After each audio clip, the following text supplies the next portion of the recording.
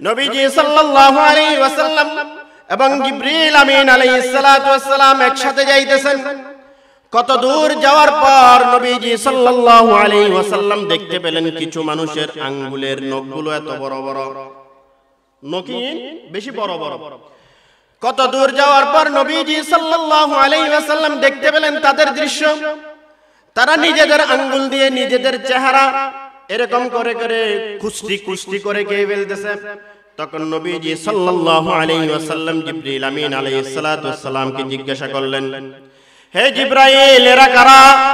জিবরিল আমিন আলাইহিস সালাতু ওয়াস সালাম বললেন, ইয়া রাসূলুল্লাহ, ইয়া হাবিবাল্লাহ, এরা হলো তারা যারা দুনিয়ার মধ্যে গীবত শিকায়ত করত, তারা আজকের এই মুহূর্তের মধ্যে তারা নিজেদের গোশত নিজেরাই ভক্ষণ করতেছে। নাউযুবিল্লাহ।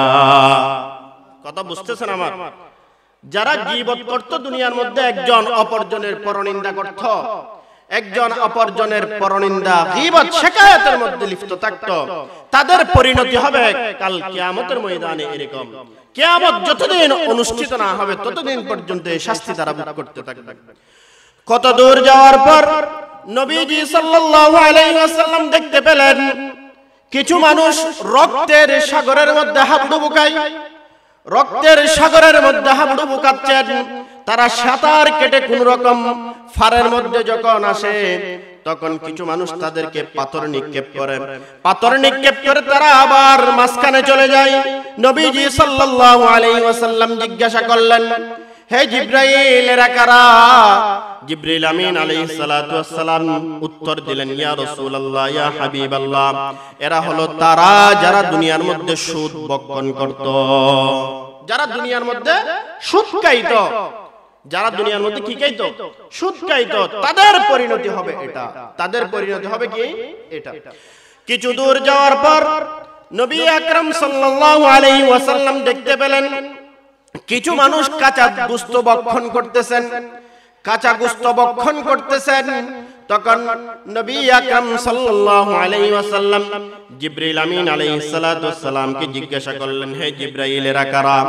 জিবরিল আমিন আলাইহিস সালাতু ওয়াস সালাম বললেন, ইয়া রাসূলুল্লাহ, ইয়া হাবিবাল্লাহ, এরা হলো তারা যারা দুনিয়ার মধ্যে বৈধ স্ত্রী থাকার পরেও পরকিয়া করত, যারা দুনিয়ার মধ্যে বৈধ স্ত্রী থাকার পরেও অন্যের স্ত্রীর প্রতি নজর দিত, তাদের পরিণতি হবে এটা। আর কিছু দূর যাওয়ার পর নবীজি সাল্লাল্লাহু আলাইহি ওয়াসাল্লাম দেখতে পান, কি দৃশ্য দেখতে পান? কিছু মানুষ নিজেদের জিহ্বা টেনে টেনে কাশি দিয়ে কাটতেছেন, কাশি দিয়ে কাটতেছেন, আবার কিছুক্ষণের মধ্যে ঠিক হয়ে যায়। তখন নবীজি সাল্লাল্লাহু আলাইহি ওয়াসাল্লাম জিজ্ঞাসা করলেন, হে জিবরাইল, এরা কারা? জিবরিল আমিন আলাইহিস সালাতু ওয়াস সালাম তাদের উত্তরে, জিবরিল আমিন আলাইহিস সালাতু ওয়াস সালাম নবীজি সাল্লাল্লাহু আলাইহি ওয়াসাল্লামের উত্তরে বলেন, ইয়া রাসূলুল্লাহ, ইয়া হাবিবাল্লাহ, এরা হলো তারা যারা দুনিয়ার মধ্যে মানুষকে সৎ কাজের আদেশ অসৎ কাজে নিষেধ করতেন, যারা মানুষকে নসিহত করতেন কিন্তু ওই নসিহতের উপর তারা আমল করত না, তাদের পরিণতি হবে এটা।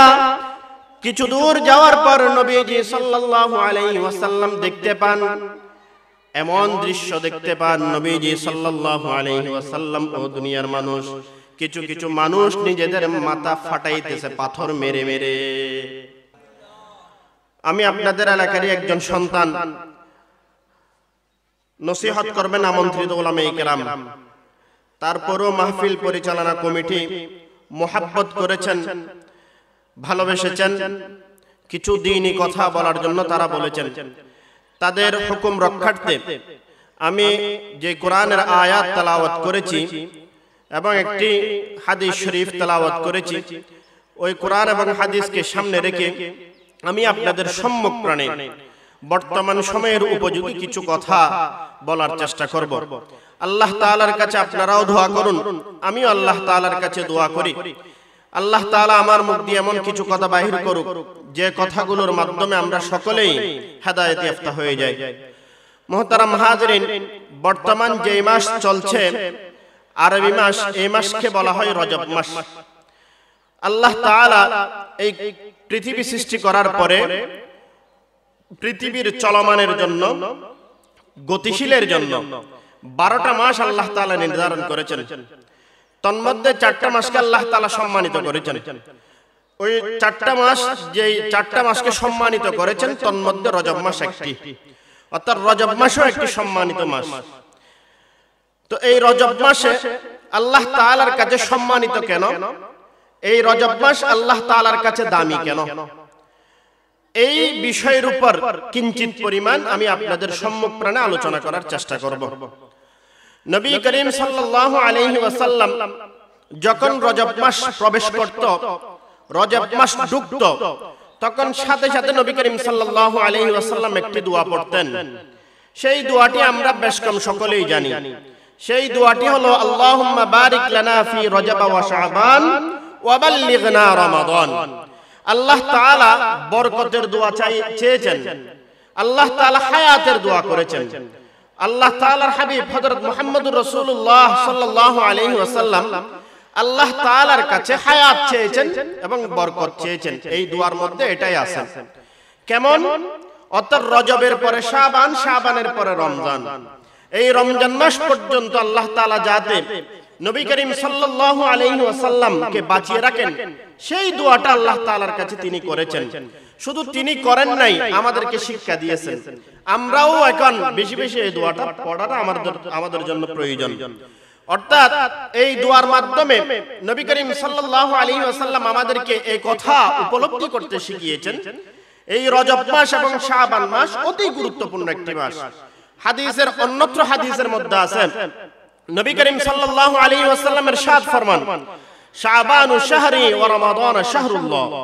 শাবান মাস আমার মাস, রমজান মাস আল্লাহ তাআলার মাস। কেমন? শাবানু শাহরি কেন বলেছেন? এখানে একটা জিনিস আমাদের বুঝার আছে, অর্থাৎ রমজান মাস আল্লাহ তাআলার মাস, আল্লাহ তাআলার নৈকট্য পাওয়ার মাস।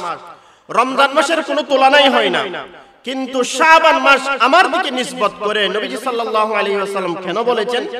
এটা বলার মূল কারণ হলো ওই রমজানের প্রস্তুতিমূলক নবী করিম সাল্লাল্লাহু আলাইহি ওয়াসাল্লাম শাবান মাসে বেশি বেশি রোজা রাখতেন। সুবহানাল্লাহ। অর্থাৎ অনুশীলন করতেন। যেমন একটা খেলার মধ্যে নামার জন্য খেলার আগে অনেক অনুশীলন করতে হয়, ঠিক তেমনি ভাবে নবী করিম সাল্লাল্লাহু আলাইহি ওয়াসাল্লাম ওই যে রমজান মাস আসতেছে, ওই রমজান মাসের মাহাত্ম্য বোঝানোর জন্য, ওই রমজানের গুরুত্ব বোঝানোর জন্য, ওই রমজানের গুরুত্ব আমাদের কাছে আসার জন্য নবী করিম সাল্লাল্লাহু আলাইহি ওয়াসাল্লাম শাবান মাসকে নিজের সাথে সম্বোধন করেছেন, শাবানু শাহরি ওয়া রমাদান শাহরুল্লাহ। মুহতারাম হাজিরিন, আমি সেই বিষয়ের দিকে যাব না।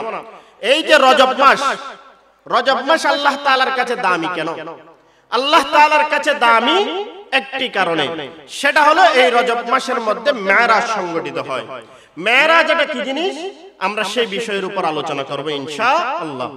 আল্লাহ তাআলা কোরআনে কারীমের 15 নম্বর পারার প্রথম আয়াতের মধ্যে আল্লাহ সুবহানাহু ওয়া তাআলা বলেন, সুবহানাল্লাযী ইয়াসরা বি'আবদিহি লাইলাম মিনাল মাসজিদিল হারামি ইলাল মাসজিদিল আকসা আল্লাযী বারাকনা হাওলাহু লিনুরিয়াহু মিন আয়াতিনা ইন্নাহু হুয়াস সামিউল বাসীর। আল্লাহ পাক রব্বুল আলামিন কোরআনে কারীমের এই আয়াতের মধ্যে স্পষ্ট ভাষায় বর্ণনা করেন, সুবহানাল্লাযী আসরা বি'আবদিহি লাইলাম মিনাল মাসজিদিল হারামি ইলাল মাসজিদিল আকসা। আমি ওই সত্তার পবিত্র বর্ণনা করতেছি যিনি নিজের বান্দাকে মসজিদ হারাম থেকে নিয়ে মসজিদ আকসা ভ্রমণ করিয়েছেন। সুবহানাল্লাহ। যিনি নিজের বান্দাকে হযরত মুহাম্মদুর রাসূলুল্লাহ সাল্লাল্লাহু আলাইহি ওয়াসাল্লামকে মক্কা শরীফ থেকে মসজিদ হারাম থেকে বাইতুল মুকদ্দাস মসজিদ আকসা পর্যন্ত ভ্রমণ করিয়েছেন, ওনার পবিত্র বর্ণনা করছেন নবীজি সাল্লাল্লাহু আলাইহি ওয়াসাল্লাম। এই মেরাজের ঘটনা যদি আমরা বলি তাহলে আমাদেরকে দুইটা জিনিস জানা লাগবে। একটা হলো ইসরা, দ্বিতীয় নম্বরের সংজ্ঞা হলো মেরাজ। ইসরা কাকে বলে, মেরাজ কাকে বলে, এটা যদি আমরা জানি তাহলে আমাদের জন্য খুব সহজ হয়ে যাবে আজকের এই আলোচ্য বিষয়। ইসরা বলা হয় ভ্রমণ করাকে, জলদেশে স্থলদেশে ভ্রমণ করাকে ইসরা বলা হয়। আর উপরে ওঠার নাম হলো মেরাজ, সিঁড়ি। অর্থাৎ আল্লাহ পাক রব্বুল আলামিন হযরত মুহাম্মদুর রাসূলুল্লাহ সাল্লাল্লাহু আলাইহি ওয়াসাল্লামকে নিজের ঘর থেকে মসজিদে হারাম থেকে নিয়ে মসজিদ আকসা পর্যন্ত যেই জায়গায় নিয়ে গিয়েছেন এটাকে বলা হয় ইসরা। এটাকে বলা হয় কি? ইসরা। এখন সর্বপ্রথম আমাদেরকে জানতে হবে এই মেরাজ কেন সংগঠিত হয়, এই মেরাজ কেন সংগঠিত হয়েছিল। এই প্রেক্ষাপটটা যদি আমরা জানি তাহলে জিনিসটা আমাদের জন্য সহজ হয়ে যাবে। কেমন?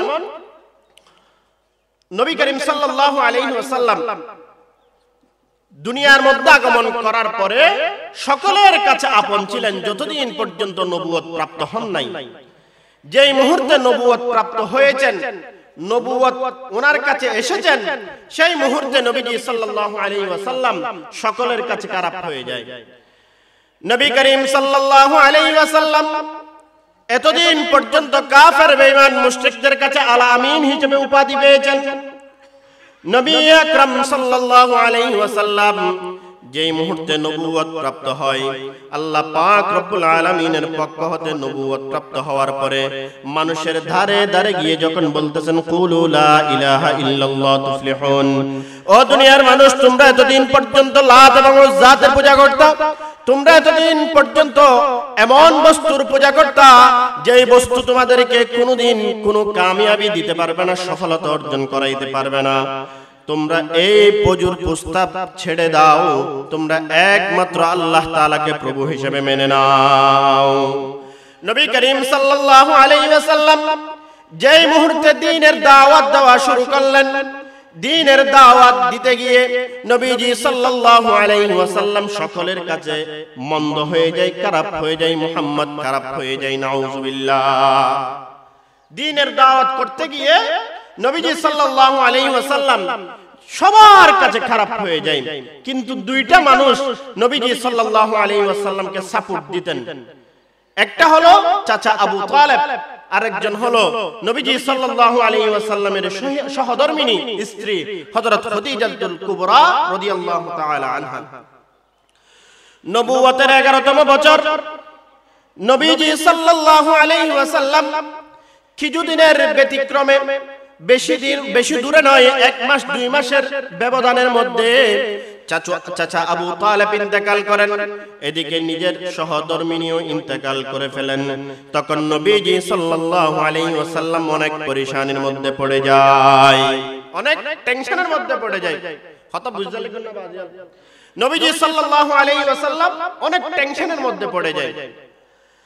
তখন তিনি চিন্তা করতে লাগলেন, কাফের বেঈমান মুশরিকরা ইহুদিরা যখন আমাকে চক্রান্ত করবে বাইরে, আমার চাচা আবু তালেব তো আমাকে সাহায্য করত, এখন চাচা আবু তালেব তো ইন্তেকাল করে ফেলেন। ঘরের মধ্যে যার কাছে এসে আমি আশ্রয় পাইতাম, আমার সহধর্মিণী হযরত খাদিজাতুল কুবরা রাদিয়াল্লাহু তাআলা আনহা, তিনিও তো ইন্তেকাল করেন। আমি কোথায় যাব? তিনি এক ডিপ্রেশনের মধ্যে পড়ে যায়, টেনশনের মধ্যে পড়ে যায়। তখন নবীজি সাল্লাল্লাহু আলাইহি ওয়াসাল্লাম তায়েফে গমন করেন। তায়েফে গমন করার পর তায়েফের মধ্যে যখন নবী আকরাম সাল্লাল্লাহু আলাইহি ওয়াসাল্লাম যান, তায়েফের মধ্যে বকাটে ছেলেরা নবীজি সাল্লাল্লাহু আলাইহি ওয়াসাল্লামকে পাথর নিক্ষেপ করে। তায়েফে বকাটে ছেলেরা, ইহুদি খ্রিস্টানদের বকাটে ছেলেরা নবীজি সাল্লাল্লাহু আলাইহি ওয়াসাল্লামকে পাথর নিক্ষেপ করেন। নবীজি সাল্লাল্লাহু আলাইহি ওয়াসাল্লাম সেখানেও থাকতে পারলেন না, তায়েফ থেকে নিজের ঘরের মধ্যে চলে আসলেন, নিজের চাচাতো বোন উম্মে হানির ঘরের মধ্যে আসলেন। উম্মে হানির ঘরের মধ্যে শোয়া অবস্থায় নবীজি সাল্লাল্লাহু আলাইহি ওয়াসাল্লাম অনেক টেনশনের মধ্যে আছে, পরেশানির মধ্যে আছে। এদিকে উনার মাহবুব আল্লাহ পাক রব্বুল আলামিন এই দৃশ্যটা সহ্য করতে না পেরে তিনি চিন্তা করলেন, আমার হাবিব এত ডিপ্রেশনের মধ্যে থাকবে তা তো আমি সহ্য করতে পারি না। সাথে সাথে আল্লাহ পাক রব্বুল আলামিন হযরত জিবরিল আমিন আলাইহিস সালাতু ওয়াস সালাম এবং মিকাঈল আলাইহিস সালাতু ওয়াস সালামকে নবীজি সাল্লাল্লাহু আলাইহি ওয়াসাল্লামের ঘরের মধ্যে পাঠিয়ে দেয়। সুবহানাল্লাহ। হযরত জিবরিল আমিন আলাইহিস সালাতু ওয়াস সালাম এবং মিকাঈল আলাইহিস সালাতু ওয়াস সালামকে কোথায় পাঠিয়ে দেন? নবীজি সাল্লাল্লাহু আলাইহি ওয়াসাল্লাম যেখানে আছেন সেখানে পাঠিয়ে দেন। নবীজি সাল্লাল্লাহু আলাইহি ওয়াসাল্লাম শোয়া অবস্থায় জিবরিল আমিন আলাইহিস সালাতু ওয়াস সালাম এবং মিকাঈল আলাইহিস সালাতু ওয়াস সালাম নবীজি সাল্লাল্লাহু আলাইহি ওয়াসাল্লাম যেই ঘরের মধ্যে আছেন ওই ঘরের ছাদ ভেদ করে জিবরিল আমিন এবং মিকাঈল আলাইহিস সালাতু ওয়াস সালাম ঘরের মধ্যে প্রবেশ করেন। এখানে একটা বুঝার বিষয় আছে কি, ওনারা তো চাইলে ঘরের দরজা দিয়ে আসতে পারতো, কিন্তু দরজা দিয়ে আসে নাই, তারা ছাদ ভেদ করে কেন আসলো? এটার মূল কারণ হলো আজকে আশ্চর্যজনক কিছু ঘটতে যাচ্ছে, আজকে আশ্চর্যজনক কিছু ঘটতে যাচ্ছে। তখন জিবরিল আমিন আলাইহিস সালাতু ওয়াস সালাম এবং মিকাঈল আলাইহিস সালাতু ওয়াস সালাম নবীজি সাল্লাল্লাহু আলাইহি ওয়াসাল্লামের কাছে চলে আসে। নবীজি সাল্লাল্লাহু আলাইহি ওয়াসাল্লামকে মিকাঈল আলাইহিস সালাতু ওয়াস সালাম এবং জিবরিল আমিন আলাইহিস সালাতু ওয়াস সালাম ধরে নিয়ে খাতিমে কাবার কাছে নিয়ে যায়। খাতিমে কাবার কাছে নিয়ে নবীজি সাল্লাল্লাহু আলাইহি ওয়াসাল্লামকে শোয়ায়ে দেন। নবী সাল্লাল্লাহু আলাইহি ওয়াসাল্লামকে কি করে দেন? শোয়ায়ে দেন। শোয়ায়ে নবীজি সাল্লাল্লাহু আলাইহি ওয়াসাল্লামকে শক্কে সদর করা হয়, বক্ষ বিদীর্ণ করা হয়। নবীজি সাল্লাল্লাহু আলাইহি ওয়াসাল্লামের এই শক্কে সদর করে নবীজি সাল্লাল্লাহু আলাইহি ওয়াসাল্লামের জন্য একটি আরোহণের ব্যবস্থা করেন। ওই আরোহণের নাম হলো বুরাক। ওই আরোহণের নাম হলো কি? বুরাক। আমি বিস্তারিত ঘটনা বলতেছি না, সময় সংক্ষিপ্ত, কিছুক্ষণের মধ্যে মাগরিবের আযান দিয়ে দিবেন। শুধু এতটুকু বলতেছি, নবীজি সাল্লাল্লাহু আলাইহি ওয়াসাল্লাম কি সর্বমোট 3 বার শক্কে সদর করা হয়, বক্ষ বিদীর্ণ করা হয় সর্বমোট কয়বার? 3 বার। প্রথমবার যখন বিবি হালিমাতুস সাদিয়া রাদিয়াল্লাহু তাআলা আনহার কাছে ছিলেন, তখন একবার শিশু সুলভ আচরণ বিনষ্ট করার জন্য আল্লাহ তাআলা একবার শক্কে সদর করেন। এরপর 20 থেকে 22 বছর বয়স, যখন যৌবনের ধারণা, এইগুলো বিনষ্ট করার জন্য নবীজি সাল্লাল্লাহু আলাইহি ওয়াসাল্লামকে দ্বিতীয়বার শক্কে সদর করা হয়, আর তৃতীয়বার শক্কে সদর করা হয় এই মেরাজের ঘটনার প্রেক্ষিতে।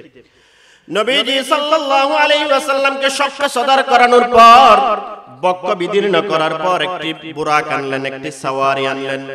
ওই সাওয়ারির উপর হযরত মিকাঈল আলাইহিস সালাতু ওয়াস সালাম, হযরত জিবরিল আমিন আলাইহিস সালাতু ওয়াস সালাম এবং মুহাম্মদুর রাসূলুল্লাহ সাল্লাল্লাহু আলাইহি ওয়াসাল্লাম তিনজন আরোহণ করেন। সুবহানাল্লাহ। এখন প্রশ্ন আসছে, নবীজি সাল্লাল্লাহু আলাইহি ওয়াসাল্লামকে কেন ভ্রমণ করাইতেছেন? আমরা যখন বিভিন্ন টেনশনের মধ্যে থাকি, ডিপ্রেশনের মধ্যে থাকি, আমাদের যাদের পয়সা আছে আর কি, আমাদের তো পয়সা নাই, যারা পয়সাওয়ালা তারা বিভিন্ন জায়গায় ঘুরতে যায়, বিভিন্ন জায়গায় কি যায়? ঘুরতে যায় মন ভালো রাখার জন্য। তো আল্লাহর হাবিব অর্থাৎ মুহাম্মদুর রাসূলুল্লাহ সাল্লাল্লাহু আলাইহি ওয়াসাল্লামের চেয়ে বড় মানুষ তো আর কেউ হতে পারে না।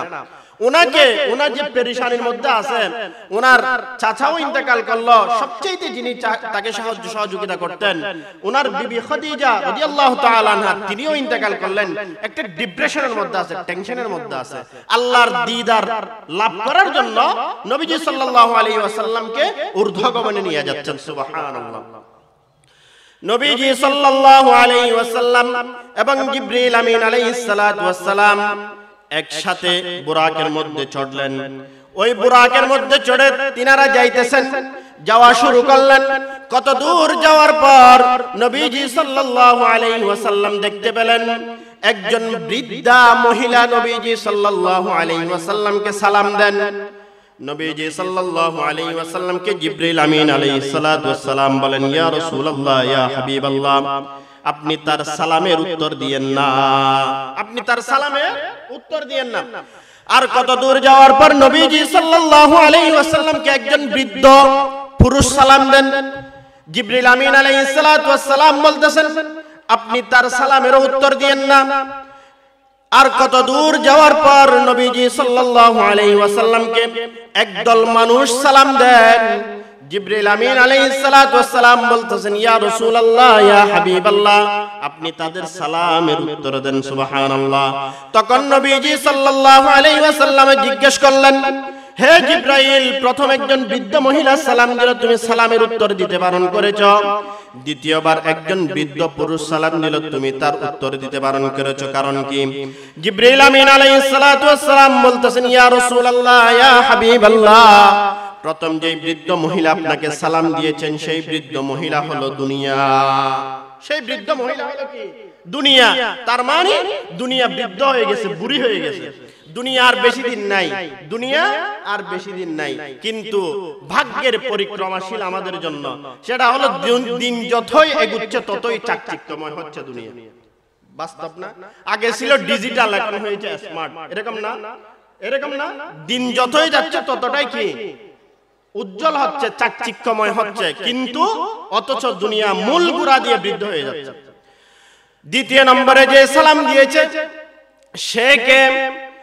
জিবরিল আমিন আলাইহিস সালাতু ওয়াস সালাম বলেন, ইয়া রাসূলুল্লাহ, ইয়া হাবিবাল্লাহ। দ্বিতীয় বৃদ্ধ যিনি আপনাকে সালাম দিয়েছেন তিনি হলো শয়তান, তিনি হলো শয়তান। সে হলো কি? শয়তান। সেজন্য আপনাকে বারণ করেছি তাদের সালামের উত্তর দিতে। নবীজি সাল্লাল্লাহু আলাইহি ওয়াসাল্লাম এবং জিবরিল আমিন আলাইহিস সালাতু ওয়াস সালাম একসাথে যাইতেছেন। কত দূর যাওয়ার পর নবীজি সাল্লাল্লাহু আলাইহি ওয়াসাল্লাম দেখতে পেলেন কিছু মানুষের আঙ্গুলের নখগুলো এত বড় বড়, নখি বেশি বড় বড়।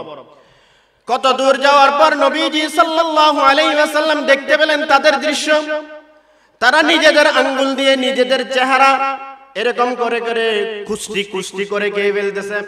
তখন নবীজি সাল্লাল্লাহু আলাইহি ওয়াসাল্লাম জিবরিল আমিন আলাইহিস সালাতু ওয়াস সালামকে জিজ্ঞাসা করলেন, হে জিবরাইল, এরা কারা?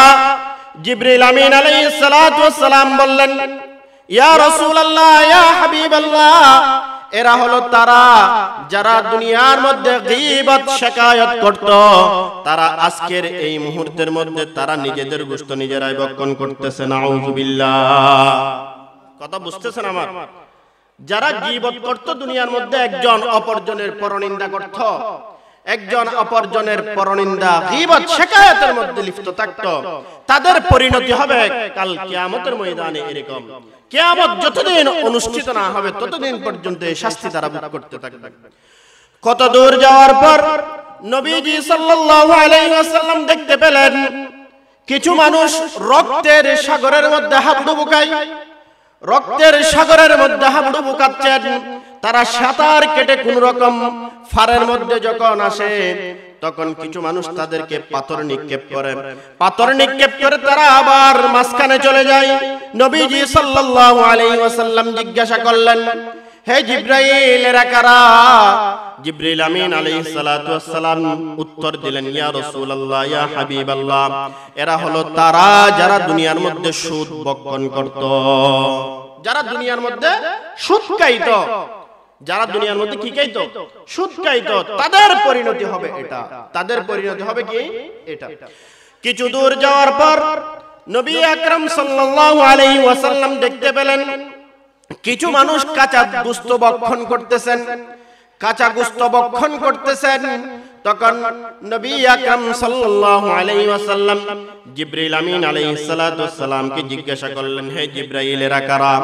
জিবরিল আমিন আলাইহিস সালাতু ওয়াস সালাম বললেন, ইয়া রাসূলুল্লাহ, ইয়া হাবিবাল্লাহ, এরা হলো তারা যারা দুনিয়ার মধ্যে বৈধ স্ত্রী থাকার পরেও পরকিয়া করত, যারা দুনিয়ার মধ্যে বৈধ স্ত্রী থাকার পরেও অন্যের স্ত্রীর প্রতি নজর দিত, তাদের পরিণতি হবে এটা। আর কিছু দূর যাওয়ার পর নবীজি সাল্লাল্লাহু আলাইহি ওয়াসাল্লাম দেখতে পান, কি দৃশ্য দেখতে পান? কিছু মানুষ নিজেদের জিহ্বা টেনে টেনে কাশি দিয়ে কাটতেছেন, কাশি দিয়ে কাটতেছেন, আবার কিছুক্ষণের মধ্যে ঠিক হয়ে যায়। তখন নবীজি সাল্লাল্লাহু আলাইহি ওয়াসাল্লাম জিজ্ঞাসা করলেন, হে জিবরাইল, এরা কারা? জিবরিল আমিন আলাইহিস সালাতু ওয়াস সালাম তাদের উত্তরে, জিবরিল আমিন আলাইহিস সালাতু ওয়াস সালাম নবীজি সাল্লাল্লাহু আলাইহি ওয়াসাল্লামের উত্তরে বলেন, ইয়া রাসূলুল্লাহ, ইয়া হাবিবাল্লাহ, এরা হলো তারা যারা দুনিয়ার মধ্যে মানুষকে সৎ কাজের আদেশ অসৎ কাজে নিষেধ করতেন, যারা মানুষকে নসিহত করতেন কিন্তু ওই নসিহতের উপর তারা আমল করত না, তাদের পরিণতি হবে এটা। কিছু দূর যাওয়ার পর নবীজি সাল্লাল্লাহু আলাইহি ওয়াসাল্লাম দেখতে পান, এমন দৃশ্য দেখতে পান, নবীজি সাল্লাল্লাহু আলাইহি ওয়াসাল্লাম ও দুনিয়ার মানুষ, কিছু কিছু মানুষ নিজেদের মাথা ফাটাইতেছে পাথর মেরে মেরে।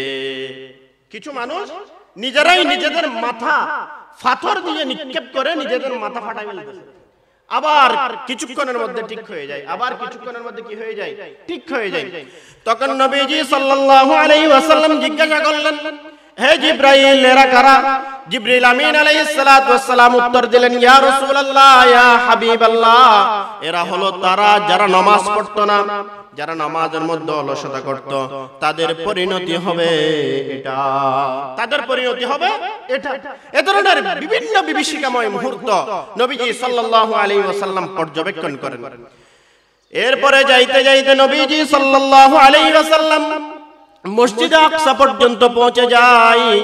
মসজিদে আকসার মধ্যে গিয়ে নবীজি সাল্লাল্লাহু আলাইহি ওয়াসাল্লাম দেখতে পান অসংখ্য মানুষ কাতারবন্দী হয়ে দাঁড়িয়ে আছে।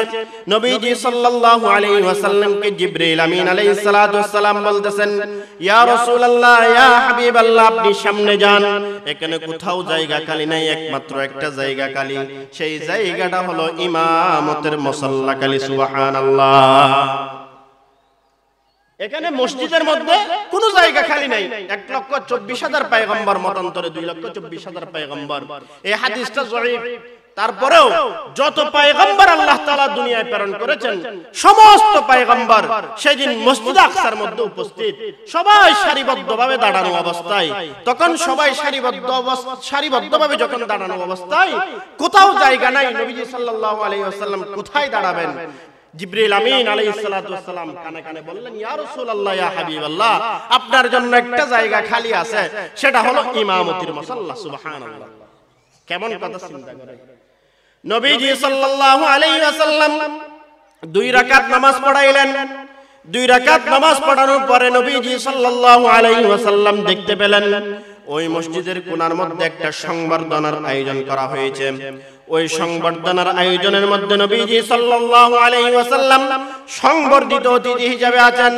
ওই সংবর্ধনার আয়োজনের মধ্যে হযরত আদম আলা নবিয়িনা আলাইহিস সালাতু ওয়াস সালাম ভাষণ দিয়েছেন, হযরত নূহ আলাইহিস সালাতু ওয়াস সালাম ভাষণ দিয়েছেন, হযরত ইব্রাহিম আলাইহিস সালাতু ওয়াস সালাম ভাষণ দিয়েছেন। সব শেষ ইব্রাহিম আলাইহিস সালাতু ওয়াস সালাম বললেন, আমাদের মাঝে প্রধান অতিথির বক্তব্য রাখবেন মুহাম্মদুর রাসূলুল্লাহ সাল্লাল্লাহু আলাইহি ওয়াসাল্লাম। আমাদের মাঝে প্রধান অতিথির বক্তব্য রাখবেন মুহাম্মদুর রাসূলুল্লাহ সাল্লাল্লাহু আলাইহি ওয়াসাল্লাম। সেখানের কার্যক্রম শেষ করে নবীজি সাল্লাল্লাহু আলাইহি ওয়াসাল্লাম জিবরিল আমিন আলাইহিস সালাতু ওয়াস সালাম সহ এবার মেরাজের কার্যক্রম শুরু হয়। যখন মেরাজের মধ্যে গমন করেন, যখন মেরাজের মধ্যে উপনীত হয়, নবীজি সাল্লাল্লাহু আলাইহি ওয়াসাল্লামকে সর্বপ্রথম আসমানের মধ্যে নিয়ে যাওয়া হয়। সুবহানাল্লাহ। কোথায় নিয়ে যাওয়া হয়? প্রথম আসমানের মধ্যে নেওয়া যাওয়া হয়। প্রথম আসমানের মধ্যে যখন নবীজি সাল্লাল্লাহু আলাইহি ওয়াসাল্লামকে নিয়ে যাওয়া হয়, নবীজি সাল্লাল্লাহু আলাইহি ওয়াসাল্লাম জিবরিল আমিন আলাইহিস সালাতু ওয়াস সালাম সহ একসাথে ছিলেন। জিবরিল আমিন আলাইহিস সালাতু ওয়াস সালাম প্রথম আসমানের মধ্যে গিয়ে টক টক নাড়া দেন। জিবরিল আমিন আলাইহিস সালাতু ওয়াস সালামকে ওই ভিতর থেকে প্রশ্ন করা হয়, ওয়ামান, অর্থাৎ তুমি কে? তুমি মানান্তা, তুমি কে? তখন জিবরিল আমিন আলাইহিস সালাতু ওয়াস সালাম উত্তর দেন, আনা জিবরাইল, আমি জিবরাইল। আমি কে? আমি জিবরাইল। তখন জিবরিল আমিন আলাইহিস সালাতু ওয়াস সালামকে আবার প্রশ্ন করা হয়, ওয়ামান মাআক, তোমার সাথে এটা কে? তখন জিবরিল আমিন আলাইহিস সালাতু ওয়াস সালাম উত্তর দেন, আমার সাথে হলো মুহাম্মদুর রাসূলুল্লাহ সাল্লাল্লাহু আলাইহি ওয়াসাল্লাম। আমার সাথে মুহাম্মদুর রাসূলুল্লাহ সাল্লাল্লাহু আলাইহি ওয়াসাল্লাম। সাথে সাথে প্রথম আসমানের দরজা খুলে দেওয়া হয়। প্রথম আসমানের দরজা যখন খুলে দেওয়া হয়, ওই প্রথম আসমানের মধ্যে নবীজি সাল্লাল্লাহু আলাইহি ওয়াসাল্লামকে সংবর্ধনা দেওয়া হয়, আহলান ওয়া সাহলান মারহাবান বিকুম ইয়া যুয়ুফানাল কিরাম। অর্থাৎ নবীজি সাল্লাল্লাহু আলাইহি ওয়াসাল্লামকে প্রথম আসমানের মধ্যে সংবর্ধনা দেওয়া হয়। এরপরে দ্বিতীয় আসমানে যায়, দ্বিতীয় আসমানের মধ্যেও নবীজি সাল্লাল্লাহু আলাইহি ওয়াসাল্লামকে সংবর্ধনা দেওয়া হয়। এরপর তৃতীয় আসমানের মধ্যে যায়, তৃতীয় আসমানের মধ্যেও নবীজি সাল্লাল্লাহু আলাইহি ওয়াসাল্লামকে সংবর্ধনা দেওয়া হয়। এরপরে চতুর্থ আসমানে যাই, চতুর্থ আসমানের মধ্যেও নবীজি সাল্লাল্লাহু আলাইহি ওয়াসাল্লামকে সংবর্ধনা দেওয়া হয়। এভাবে যাইতে যাইতে সপ্তম আসমান পর্যন্ত চলে যায়। সপ্তম আসমান পর্যন্ত প্রত্যেকটা আসমানের মধ্যে আমার হাবিব আকায়ে নামদার তাজদারে মদিনা হযরত মুহাম্মদুর রাসূলুল্লাহ সাল্লাল্লাহু আলাইহি ওয়াসাল্লামকে সম্মানিত করা হয়। সুবহানাল্লাহ। আমরা এমন নবীর উম্মত, আমরা কখনো চিন্তা করেছি? আমরা কি কখনো চিন্তা করেছি কেমন নবীর উম্মত আমরা? যেই নবীকে শুধু আম্বিয়ায়ে কেরাম সম্মান করেন এমনটা নয়, কুল জাহানের সমস্ত কিছুই নবী সাল্লাল্লাহু আলাইহি ওয়াসাল্লামকে সম্মান করেন।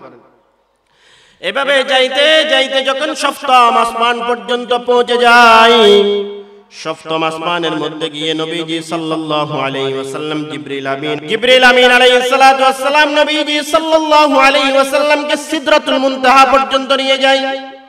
সিদরাতুল মুনতাহার মধ্যে নিয়ে নবীজি সাল্লাল্লাহু আলাইহি ওয়াসাল্লাম আল্লাহ তাআলার সাথে কথোপকথন করেন। কিন্তু আমার নবী হযরত মুহাম্মদুর রাসূলুল্লাহ সাল্লাল্লাহু আলাইহি ওয়াসাল্লাম ওই সিদরাতুল মুনতাহা বাইতুল মামুরে গিয়েও আমাদের কথা বলে নাই। আমাদের পক্ষ হতে নবীজি সাল্লাল্লাহু আলাইহি ওয়াসাল্লাম হাদিয়া নিয়ে গিয়েছেন আল্লাহ তাআলার জন্য। সুবহানাল্লাহ। আমাদের জন্য আমাদের পক্ষ হতে হাদিয়া নিয়ে গিয়েছেন। কি হাদিয়া? ওই যে আমরা তাহিয়া তাশাহুদ পড়ি না নামাজের মধ্যে, আত-তাহিয়াতু লিল্লাহি, এই হাদিয়াটা নিয়ে গিয়েছেন। সুবহানাল্লাহ বলবেন না? চিন্তা করা যায়, আমার হাবিব, আপনার হাবিব হযরত মুহাম্মদুর রাসূলুল্লাহ সাল্লাল্লাহু আলাইহি ওয়াসাল্লাম আমাদের পক্ষ হতে হাদিয়া নিয়ে গিয়েছেন।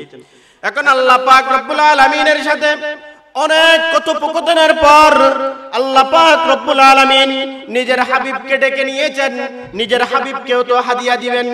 সর্বপ্রথম তিনটা হাদিয়া আল্লাহ পাক রব্বুল আলামিনের পক্ষ হতে নবীজি সাল্লাল্লাহু আলাইহি ওয়াসাল্লামকে দেওয়া হয়। এক নম্বরের হাদিয়া হলো 50 ওয়াক্ত নামাজ। এক নম্বরের হাদিয়া হলো কি? 50 ওয়াক্ত নামাজ। বলবেন না? এক নম্বরের হাদিয়া কি? 50 ওয়াক্ত নামাজ। দ্বিতীয় নম্বরের হাদিয়া হলো সূরা বাকারার শেষ 3 আয়াত, শেষ 2 আয়াত। এরপর তৃতীয় নম্বরের হাদিয়া হলো মুশরিক ছাড়া ঈমান যাদের আছে সবাইকে আল্লাহ তাআলা ক্ষমা করে দিবেন। সুবহানাল্লাহ। কিন্তু মুশরিক যারা শিরক করে তাদেরকে আল্লাহ তাআলা কখনো ক্ষমা করবেন না। তাদেরকে আল্লাহ তাআলা কখনো কি করবেন না? ক্ষমা করবেন না। নবীজি সাল্লাল্লাহু আলাইহি ওয়াসাল্লাম 50 ওয়াক্ত নামাজ যখন নিয়ে 50 ওয়াক্ত হাদিয়া নিয়ে যখন আল্লাহ পাক রব্বুল আলামিনের পক্ষ হতে সপ্তম আসমানের মধ্যে আসে, ষষ্ঠ আসমানের মধ্যে আসে, হযরত মূসা আলাইহিস সালাতু ওয়াস সালামের সাথে দেখা হয়। হযরত মূসা আলাইহিস সালাতু ওয়াস সালাম বলেন, ইয়া রাসূলুল্লাহ, ইয়া হাবিবাল্লাহ, আমি আমার উম্মতকে 3 ওয়াক্ত নামাজ পড়াইতে পারি নাই। আমার উম্মতের চেয়ে আপনার উম্মত অনেক দুর্বল থাকবে। আপনি আপনার উম্মতকে কিভাবে 50 ওয়াক্ত নামাজ পড়াবেন? তখন রাসূলুল্লাহ সাল্লাল্লাহু আলাইহি ওয়াসাল্লাম চিন্তা করলেন এবং মূসা আলাইহিস সালাতু ওয়াস সালাম পরামর্শ দিলেন। আবার আল্লাহ তাআলার কাছে যায়। আল্লাহ তাআলার কাছে গিয়ে বলেন, ইয়া আল্লাহ, আমার উম্মত তো অনেক দুর্বল থাকবে, আমার উম্মত তো 50 ওয়াক্ত নামাজ পড়তে পারবে না। এভাবে যাইতে যাইতে 5 ওয়াক্ত কমাইতে কমাইতে 5 ওয়াক্তের মধ্যে আছে। সুবহানাল্লাহ। আল্লাহ পাক রব্বুল আলামিন আমার হাবিব হযরত মুহাম্মদুর রাসূলুল্লাহ সাল্লাল্লাহু আলাইহি ওয়াসাল্লামকে ঘোষণা দিয়েছেন। কি ঘোষণা দিয়েছেন? আপনার উম্মত 5 ওয়াক্ত নামাজ পড়বে, আমি আল্লাহ তাআলা তার জন্য 50 ওয়াক্ত নামাজের সওয়াব দান করব। সুবহানাল্লাহ। আমরা 5 ওয়াক্ত নামাজ পড়ব, কিন্তু আল্লাহ তাআলা এই 5 ওয়াক্ত নামাজের বদৌলতে আল্লাহ তাআলা আমাদেরকে 50 ওয়াক্ত নামাজের সওয়াব দান করবেন। কেমন চিন্তা করে ও দুনিয়ার মানুষ?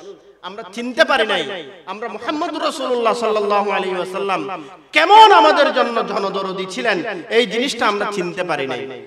শুধু তাই নয়, মুহাম্মদুর রাসূলুল্লাহ সাল্লাল্লাহু আলাইহি ওয়াসাল্লাম এই দুনিয়ার মধ্যে আগমন করবেন, আবার দুনিয়ার মধ্যে এসে কিভাবে রাষ্ট্র পরিচালনা করবেন, কিভাবে দেশ পরিচালনা করবেন, এটার জন্য আল্লাহ পাক রব্বুল আলামিন 14 দফা একটা বাস্তবায়ন রূপ দেন। সুবহানাল্লাহ।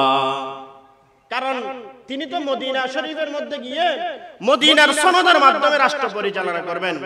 কিন্তু আমাদের দুঃখ এবং ভারাতাপের বিষয় হলো আমরা আজকে ইসলামকে মসজিদ এবং মাদ্রাসা কেন্দ্রিক করে ফেলেছি। ইসলাম ধর্ম শুধু মসজিদ এবং মাদ্রাসার মধ্যে সীমাবদ্ধ, অথচ রাসূলুল্লাহ সাল্লাল্লাহু আলাইহি ওয়াসাল্লামের জীবনী যদি আমরা ঘাটাঘাটি করি তাহলে আমরা দেখতে পাই রাসূলুল্লাহ সাল্লাল্লাহু আলাইহি ওয়াসাল্লাম যেমনি ভাবে নামাজ মসজিদের মধ্যে পড়েছেন ঠিক তেমনি ভাবে রাষ্ট্র পরিচালনা করেছেন। ঠিক তেমনি ভাবে কি করেছেন, রাষ্ট্র পরিচালনাও করেছেন। কিন্তু দুঃখ এবং পরিতাপের বিষয় হলো আমরা সেই বিষয়গুলো আলোচনা করি না।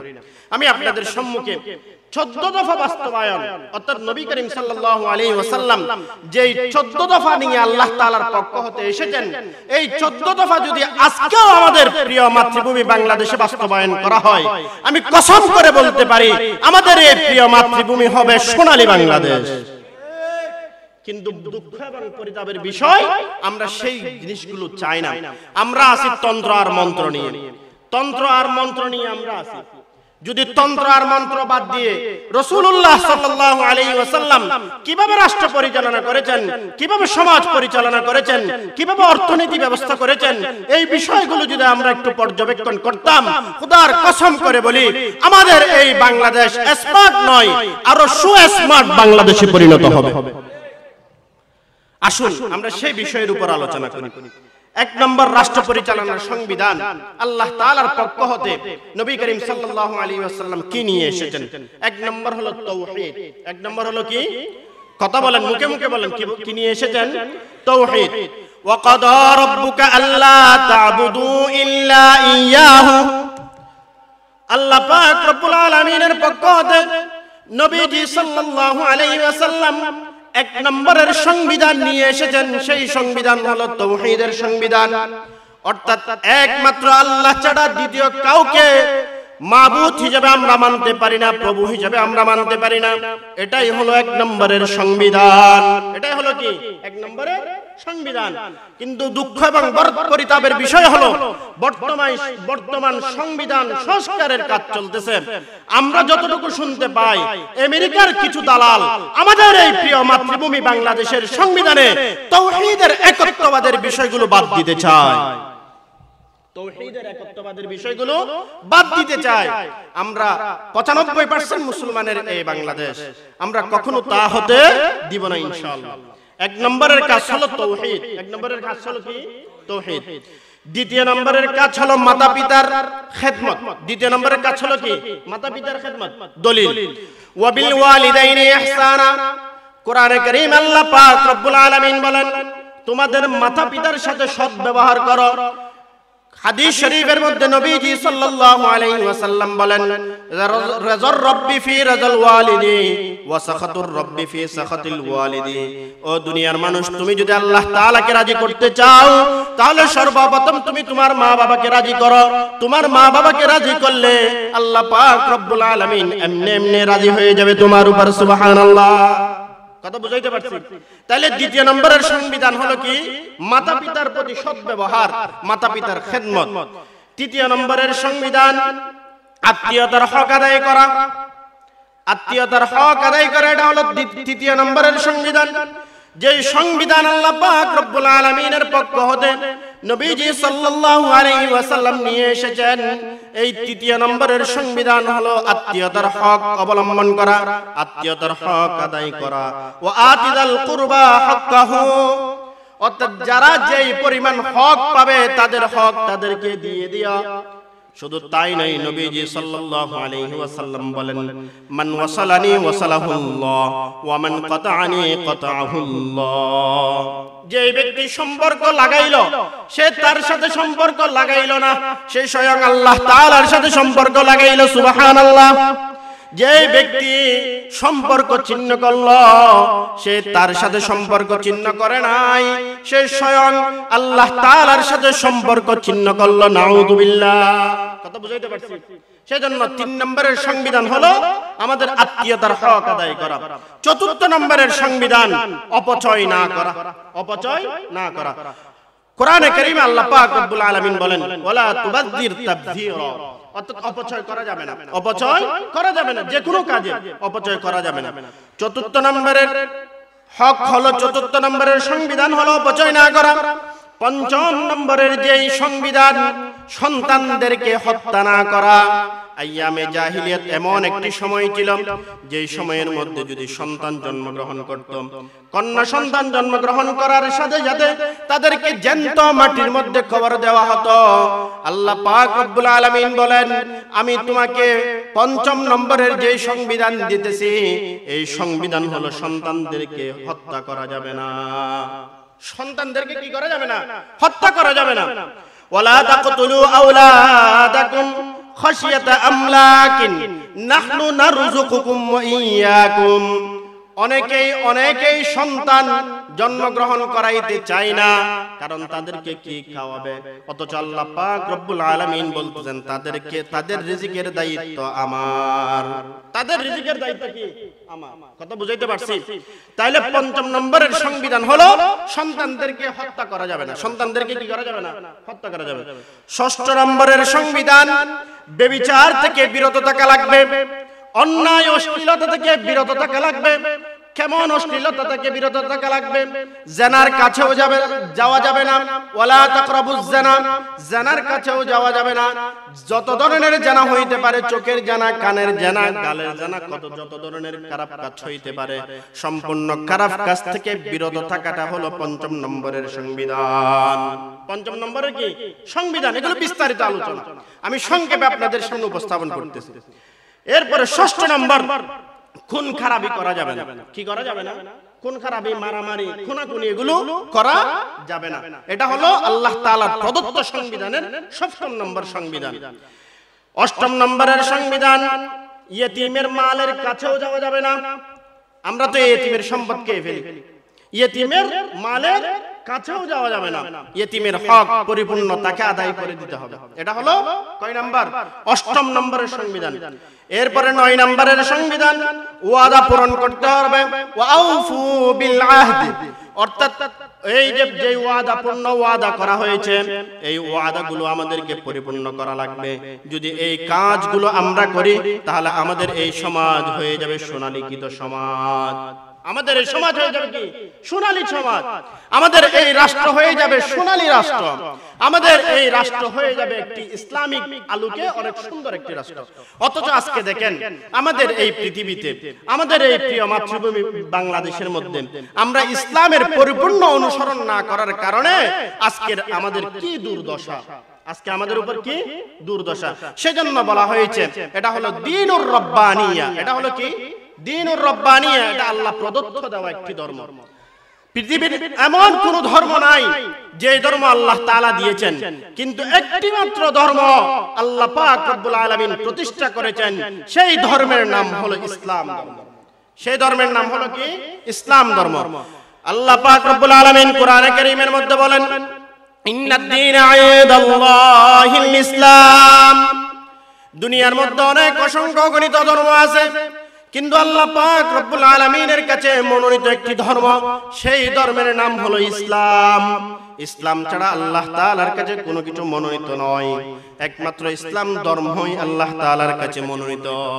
একমাত্র ইসলাম ধর্মই আল্লাহ তাআলার কাছে কি? মনোনীত। সেজন্য এই ইসলাম ধর্মকে আমাদেরকে জীবনের সাথে আকৃষ্ট করে রাখতে হবে। শুধু তাই নয়, আল্লাহ পাক রব্বুল আলামিন এমন ধর্ম আমাদেরকে দান করেছেন যে ধর্মের বৈশিষ্ট্যের মধ্যে আছে, এই ধর্ম হলো দ্বীনুল ইনসানিয়া।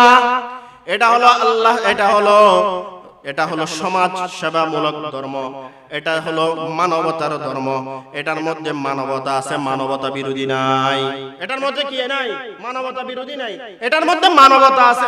কেমন মানবতা? ৩ জন সাহাবী জিহাদের ময়দানের মধ্যে শোয়া অবস্থায় কিছুক্ষণের মধ্যেই তারা ইন্তেকাল করবেন, কিছুক্ষণের মধ্যেই তারা শাহাদাত বরণ করবেন। ৩ জন সাহাবী বলতেছেন পানি পানি পানি। ৩ জন সাহাবী বলতেছেন পানি পানি পানি।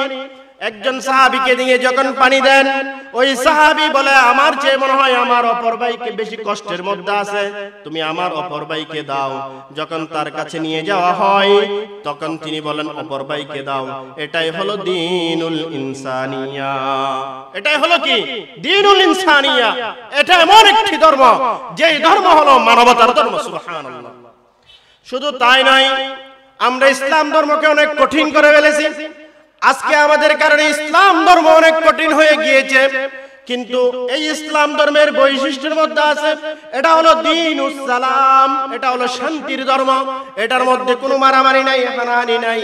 এটার মধ্যে কোনো গালাগালি নাই। এটার মধ্যে কোনো দস্তাদস্তি নাই। এটা হলো শান্তির ধর্ম। সুবহানাল্লাহ। ইসলাম মানে তো শান্তি। ইসলাম মানে তো কি? শান্তি। শুধু তাই নয়, এটা হলো দ্বীনুত তাইসির। এটা হলো দ্বীনুত তাইসির, এটা সহজ সরল ধর্ম। কেমন সহজ ধর্ম? আপনি যদি দাঁড়িয়ে নামাজ পড়তে না পারেন, ইসলাম বলে আপনি বসে নামাজ পড়ুন। আপনি যদি বসে নামাজ পড়তে না পারেন, ইসলাম আপনাকে বলে আপনি একেবারে শুয়ে শুয়ে নামাজ পড়ুন। ইসলাম আপনাকে বলে উযু করে নামাজ পড়ার জন্য। পানি দিয়ে উযু করার কথা ইসলাম বলেছে। যদি আপনি পানি ব্যবহার করতে অক্ষম হন, তাহলে ইসলাম বলেছে আপনি তায়াম্মুম করে নামাজ পড়ুন। সুবহানাল্লাহ। চিন্তা করা যায় এটা কিসের ধর্ম? বুঝতেছেন? আমি বুঝাইতে পারতেছি আপনাদেরকে। এটা অনেক সুন্দর একটি ধর্ম। শুধু তাই নয়, এটা এমন একটি ধর্ম যে ধর্মের মধ্যে সমস্ত কিছু শামিল। দ্বীনুশ শুমুল, এটা হলো সব কিছুর ধর্ম, সমস্ত কিছু এই ধর্মের মধ্যে আকৃষ্ট। আমরা তো মনে করি শুধুমাত্র ইসলাম ধর্মের মধ্যে মসজিদ আর মাদ্রাসা, রোজা, হজ, যাকাত এগুলোর মধ্যে সীমাবদ্ধ। না না না, এই ইসলামের মধ্যে যেমনি ভাবে নামাজের বিধান রয়েছে, ঠিক তেমনি ভাবে পরিবার কিভাবে পরিচালনা করবেন এটার বিধান রয়েছে। কিভাবে সমাজ পরিচালনা করবেন এটার বিধান রয়েছে। কিভাবে রাষ্ট্র পরিচালনা করবেন এটার বিধান রয়েছে। কিভাবে আপনি আপনার পরিবার পরিজন ছেলে সন্তানের সাথে ব্যবহার করবেন এটার বিধানও ইসলামের মধ্যে রয়েছে। সুবহানাল্লাহ। দ্বীনুল উমুম। শুধু তাই নয়, এটা এমন একটি ধর্ম আল্লাহ পাক রব্বুল আলামিন আমাদেরকে দান করেছেন। আল্লাহ সুবহানাহু ওয়া তাআলা আমাদেরকে এমন একটি ধর্ম দান করেছেন, যে ধর্মটা হলো দ্বীনুল ওযু। শুধু তাই নয়, দ্বীনুল ওয়াসত, এটা হলো মধ্যপন্থা অবলম্বনকারী একটি ধর্ম। এই ধর্মের মধ্যে কোনো বাড়াবাড়ি নাই, কোনো ছাড়াছাড়ি নাই। যারা বেশি বাড়াবাড়ি করে তারা বেদাতীতে রূপান্তরিত হয়ে যায়। যারা বেশি বাড়াবাড়ি করে এরা কি হয়ে যায়? বেদাতি। যারা বেশি বাড়াবাড়ি করে তারা কি হয়ে যায়? বেদাতীতে রূপান্তরিত হয়ে যায়। আর বেশি ছাড়াছাড়ি যারা করে তারা কি হয়ে যায়? তারা আহলে হাদিসে রূপান্তরিত হয়ে যায়। কথা বুঝাইতে পারছি? সেজন্য এটা হলো এই দ্বীনুল ওয়াসত। ইসলাম ধর্ম এমন একটি ধর্ম যে ধর্ম হলো মধ্যপন্থা অবলম্বনকারী একটি ধর্ম। সুবহানাল্লাহ। সেজন্য দুনিয়ার মানুষ এই ধর্মের অন্যতম বৈশিষ্ট্যের মধ্যে আরেকটি বৈশিষ্ট্য হলো এটা হলো দ্বীনুল হুজু, সোজাসুজি ধর্ম। এটা কিসের ধর্ম? সোজাসুজি ধর্ম। শুধু তাই নয়, এই ধর্মের বৈশিষ্ট্যের মধ্যে আছে এটা হলো দ্বীনুল ইলম। এটা শিক্ষিত ধর্ম। এটা হচ্ছে শিক্ষিত ধর্ম। কারণ একজন মানুষ যখন মৃত্যুবরণ করে, আপনি দেখবেন যারা কাফের বেঈমান মুশরিক আছে তারা কতটাই না কষ্ট দেয় মৃত ব্যক্তিকে, কিন্তু ইসলাম বলে তাকে কষ্ট দেওয়া যাবে না। কতটাই না সম্মান করি না আমরা একজন মৃত মানুষকে, মুর্দাকে কত পরিমাণ সম্মান করি। কি কারণ? এটা ইসলাম আমাকে সেই শিক্ষা দিয়েছে। কথা বুঝাইতে পারছি? কথা বুঝাইতে পারছি? আর ইসলামের মধ্যে কেউ যদি প্রবেশ করে তাহলে তার দাম ঈমানের কারণে আল্লাহ তাআলা অনেক বৃদ্ধি করে দেয়। তার দৃষ্টান্ত কি? হযরত বেলাল রাদিয়াল্লাহু তাআলা আনহু দেখতে অনেক কুৎসিত ছিল, দেখতে অনেক খারাপ ছিল, কালো ছিল, ঠোঁটগুলো মোটা মোটা ছিল, বিশ্রী লাগতো, কিন্তু তার কাছে ঈমান থাকার কারণে আল্লাহ তাআলা হযরত বেলাল রাদিয়াল্লাহু তাআলা আনহুকে সবার আগে জান্নাতে দিয়ে দিবেন। সুবহানাল্লাহ। কথা বুঝাইতে পারছি? সেজন্য নবীজি সাল্লাল্লাহু আলাইহি ওয়াসাল্লাম বলেন, ইন্নাল্লাহা লা ইয়ানজুরু ইলা সুওয়ারিকুম ওয়া আমওয়ালিকুম ওয়ালাকিন ইয়ানজুরু ইলা কুলুবিকুম। আল্লাহর হাবিব হযরত মুহাম্মদুর রাসূলুল্লাহ সাল্লাল্লাহু আলাইহি ওয়াসাল্লাম বলেন, আল্লাহ তাআলা ইন্নাল্লাহা লা ইয়ানজুরু ইলা সুওয়ারিকুম, তোমার চেহারার দেহায়বের প্রতি আল্লাহ তাআলা তাকাবেন না, তোমার ধন সম্পদের প্রতি আল্লাহ তাআলা তাকাবেন না, ওয়ালাকিন ইয়ানজুরু ইলা কুলুবিকুম, আল্লাহ তাআলা তোমার কলবের দিকে তাকাবেন। তোমার কলবের মধ্যে ঈমান আছে কি নাই, তোমার কলবের মধ্যে আল্লাহ এবং আল্লাহ রাসূলের মুহাব্বত আছে কি নাই, এটাই আল্লাহ তাআলা দেখবেন। তোমার পয়সার দিকে আল্লাহ তাআলা কখনো তাকাবেন না। সেজন্য হযরত বেলাল রাদিয়াল্লাহু তাআলা আনহু এত কুৎসিত হওয়ার পরেও, গরীব হওয়ার পরেও হযরত বেলাল রাদিয়াল্লাহু তাআলা আনহু জান্নাতে চলে যায়। আর আবু লাহাব এত ধনাঢ্য ব্যক্তি হওয়ার পরেও আবু লাহাব জাহান্নামে চলে যায়। কথা বুঝাইতে পারছি? কথা বুঝতেছেন আমার? সেজন্য ঈমান অনেক বড় দৌলত আল্লাহ তাআলা আমাদেরকে দান করেছেন। সর্বোপরি শেষ কথা হলো, আল্লাহ তাআলা আমাদের সবাইকে এই ইসলামের ছায়াতলে আসার তৌফিক দান করুক। এই ইসলামের ছায়া তলে দেখে ইসলামী অনুশাসন মেনে আমাদের পারিবারিক জীবন, সামাজিক জীবন, রাষ্ট্রীয় জীবন, প্রত্যেকটা জীবন পরিচালনা করার তৌফিক দান করুক। এবং এই মেরাজের শিক্ষা থেকে আমরা একটি মাত্র শিক্ষা আজকে এখান থেকে নিতে পারি, সেই শিক্ষা হলো আল্লাহ পাক রব্বুল আলামিন মুহাম্মদুর রাসূলুল্লাহ সাল্লাল্লাহু আলাইহি ওয়াসাল্লামকে যেই উপহার দিয়েছেন, যেই হাদিয়া দিয়েছেন আমাদের জন্য, 5 ওয়াক্ত নামাজ আমাদের জন্য ফরজ করেছেন। আমরা ইনশাআল্লাহ আগামী থেকে 5 ওয়াক্ত নামাজ পড়ব তো ইনশাআল্লাহ। আল্লাহ তাআলা আমাদের সবাইকে কবুল করুক। ওয়া আখিরু দাওয়ানা আনিল হামদুলিল্লাহ।